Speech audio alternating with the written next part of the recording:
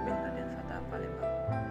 Pada kesempatan kali ini saya akan menyampaikan suatu materi, yaitu suatu hal, yaitu struktur tentang redaksi media untuk melengkapi tugas mata kuliah saya di manajemen media massa. Struktur organisasi kerja redaksi media. Struktur organisasi kerja media cetak pada umumnya dipimpin oleh pimpinan redaksi, wakil pimpinan redaksi, redaktur pelaksana, redaktur, koordinator liputan, wartawan, sumber berita. Baiklah teman-teman, dalam bagian tersebut kita bisa memahami bahwa struktur organisasi kerja redaksi media yaitu memerlukan pimpinan redaksi. Yang kedua, harus memiliki wakil pimpinan redaksi. Yang ketiga, redaktur pelaksana.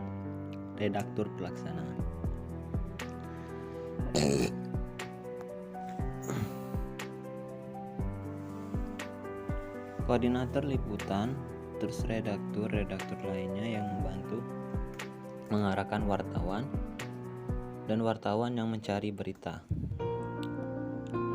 Selanjutnya yaitu pimpinan redaksi. Pimpinan redaksi adalah penanggung jawab kebijakan redaksional sehari-hari yang mewujudkan secara real kebijakan dasar perusahaan pers yang bersangkutan dalam produk redaksional mereka. Redaktur pelaksana mengkoordinasikan, mengawasi, menilai, mengkoreksi serta menyempurnakan pekerjaan redaksional para redaktur. Redaktur yaitu memberikan tugas-tugas peliputan atau kerja jurnalistik lainnya kepada wartawan berdasarkan rubrik masing-masing. Wartawan adalah mencari, mengumpulkan, dan menulis berita. Penyusunan informasi yang disajikan sebuah media massa tentu harus dibuat atau disusun dulu. Yang bertugas menyusun informasi adalah bagian redaksi, editorial independent department, yakni para wartawan mulai dari pemimpin redaksi, redaktur pelaksana, redaktur desk, reporter, fotografer, koresponden, hingga kontributor. Permen hingga koresponden disebut wartawan.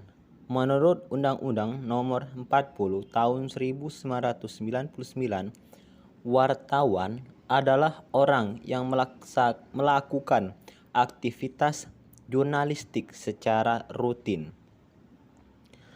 Untuk menjadi wartawan, seseorang harus memenuhi kualifikasi berikut ini, yaitu 1.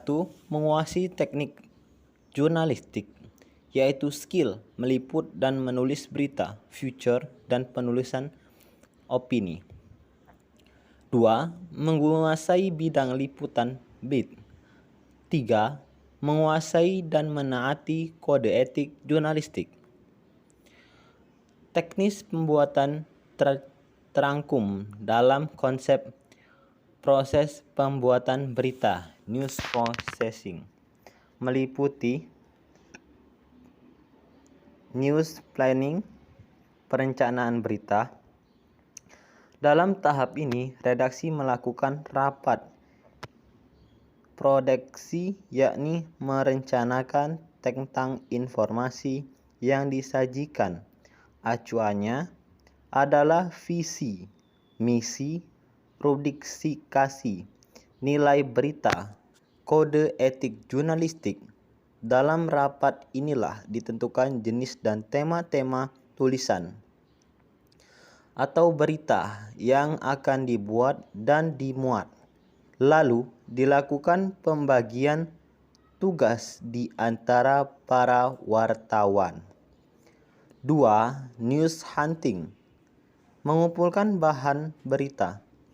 Setelah rapat proyeksi dan pembagian tugas, para wartawan melakukan pengumpulan bahan berita berupa fakta dan data melalui liputan, penelusuran referensi, atau pengumpulan data melalui literatur dan wawancara. 3. News writing, yaitu penulisan naskah. Setelah data terkumpul, dilakukan penulisan naskah. 4. News editing, menyunting naskah. Naskah yang sudah ditulis harus disunting dan dari segi redaksional, bahasa, dan isi substansi. Dalam bahan ini dilakukan perbaikan kalimat, kata, sistematik penulisan, dan substansi naskah. Termasuk pembuatan judul yang menarik dan layak jual serta menyesuaikan naskah dengan spek atau kolom yang tersedia. Setelah keempat proses tadi dilalui, sampailah pada proses berikutnya, yaitu proses pracetak berupa desain grafis, berupa layout, tata letak, artistik, pemberian ilustri dan foto, desain cover, dan lain-lain. Setelah itu, langsung ke percetakan atau printing proses.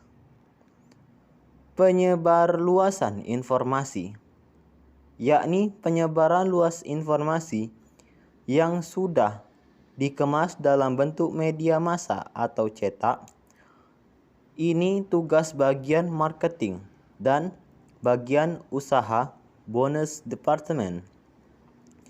Sirkulasi atau distribusi, promosi dan iklan. Bagian ini harus menjual media tersebut dan mendapatkan iklan.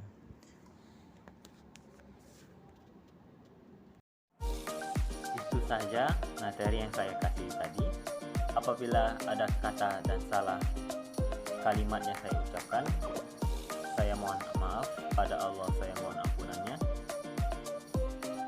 Wabillahi taufiq wal hidayah. Wassalamualaikum warahmatullahi wabarakatuh.